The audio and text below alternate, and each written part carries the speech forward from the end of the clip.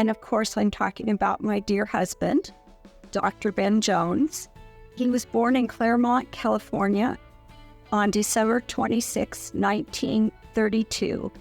He moved to Long Pine with his young family as a newly minted doctor in 1963, having been educated at Pomona College and UCLA Medical School. He joined the medical practice of Dr. Don Christensen. Other doctors practicing in Long Pine at that time were Dr. Oval, Dr. Wilson, Dr. Zimmerly, and Dr. Huff. At that time, Southern Inyo Hospital had an emergency room, lab, X-ray, operating rooms, and a newborn nursery. Dr. Jones delivered many babies and provided anesthetics for Dr. Christensen's surgeries. At times, Dr. Jones assisted in surgeries, but found that he would bump his head on the overhead surgical lamps because he was so tall. Dr. Jones' typical day started with breakfast in the cafeteria, then morning rounds at the hospital. He would have a quick lunch, then go off to the office to see patients in the afternoon. They didn't have appointments back in those days, so the waiting room was generally packed. Dr. Jones and Dr. Christensen would often have to stay as late as 9 p.m. to see everyone. He also made house calls and continued to do that long after most doctors had stopped that practice. Dr. Jones and Dr. Christensen, Oval, and Wilson alternated being on call for emergencies, with each covering a week at a time.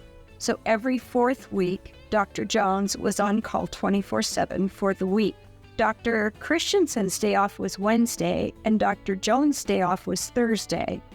And the two doctors would alternate weeks, going to Death Valley, flying over in their airplanes to take care of patients at the clinic there. Dr. Christensen and Dr. Jones were pilots, and among other local pilots often flew patients to Southern California for a higher level of care.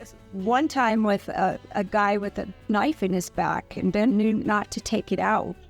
So Ray Powell flew him down to the hospital. And that was the right thing to do then. It wouldn't fly today. Dr. Jones also performed autopsies for the county coroner's office. And then he also became the longest serving physician in the Eastern Sierra, even longer than Dr. Denton, because Dr. Denton started practicing in Bridgeport. How many years did you practice? Well, let's see, I became an MD in 1959, so I did see patients then, and all the way up until about, I would say I officially, retired about 7 or 8 years ago. 20.